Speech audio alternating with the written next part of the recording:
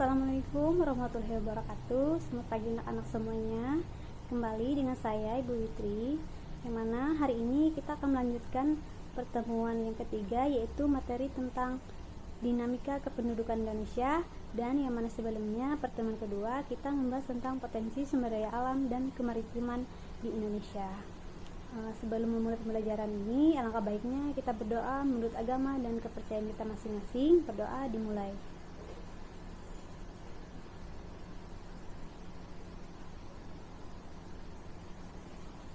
Selesai. Oke, sebelum kalian memulai pembelajarannya, alangkah baiknya kalian mengisi absen terlebih dahulu di classroom dan membuka buku paket yang sudah dipinjam dari perpustakaan.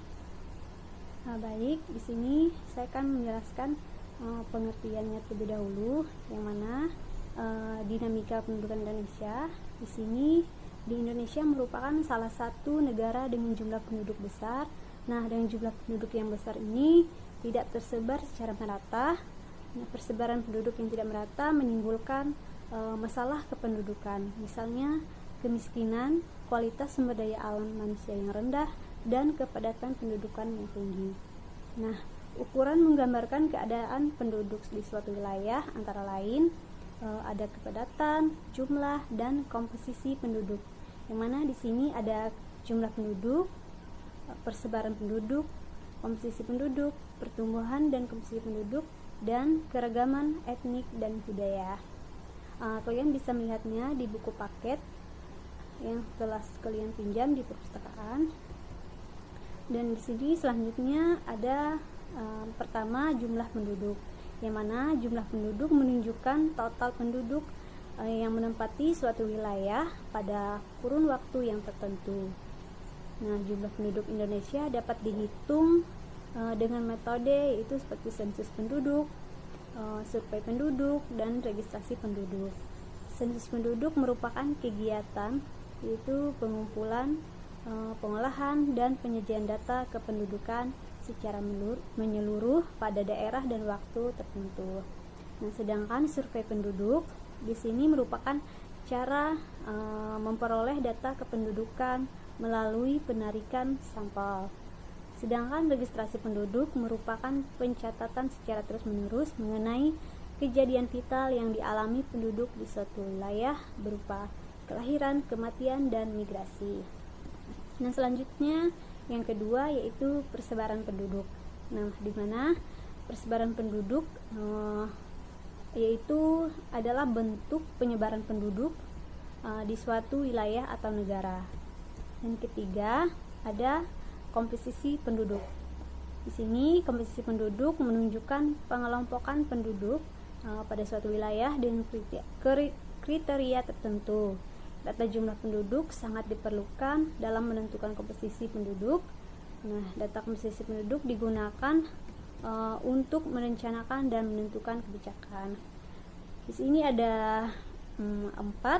Yang pertama ada komposisi penduduk berdasarkan usia, komposisi penduduk berdasarkan jenis kelamin, dan ketiga komposisi penduduk berdasarkan tingkat pendidikan, dan yang terakhir yaitu komposisi penduduk berdasarkan agama. Dan selanjutnya yang keempat ada pertumbuhan dan kualitas penduduk, di mana pertumbuhan penduduk berkaitan erat dengan kualitas. Nah, penduduk di suatu wilayah dengan kondisi ini karena pertumbuhan penduduk yang tinggi membutuhkan pembangunan dan sarana fasilitas yang dapat mendukung kehidupannya. Dengan pemenuhan kebutuhan tersebut dapat mempengaruhi kualitas penduduknya.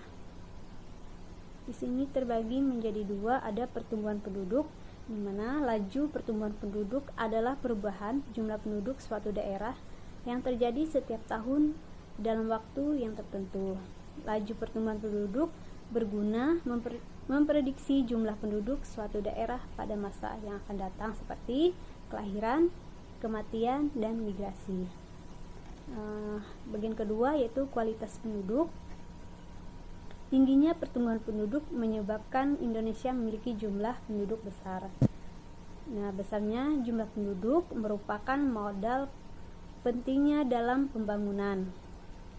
dan selalu akan tetapi biasanya jumlah penduduk tidak selalu memberikan keuntungan bagi suatu negara. Jumlah penduduk besar harus jumlah penduduk ini harus diseimbangi dengan kualitas tinggi agar potensi sumber daya manusia dapat berperan dengan maksimal dalam pembangunan. Yang selanjutnya di sini dapat dibagi menjadi dua ya. Dapat dilihat di buku paket ada indikator kualitas penduduk dan peningkatan kualitas penduduk Indonesia. Dan selanjutnya yang kelima ada keragaman etnik dan budaya, yang mana Indonesia juga dikenal dengan negara yang akan kaya akan etnik budaya. Berbagai etnik dan budaya tersebar di pulau-pulau di Indonesia. Etnik itu adalah sekelompok manusia yang memiliki kesamaan latar belakang budaya yang terikat kesadaran serta identitas tersebut.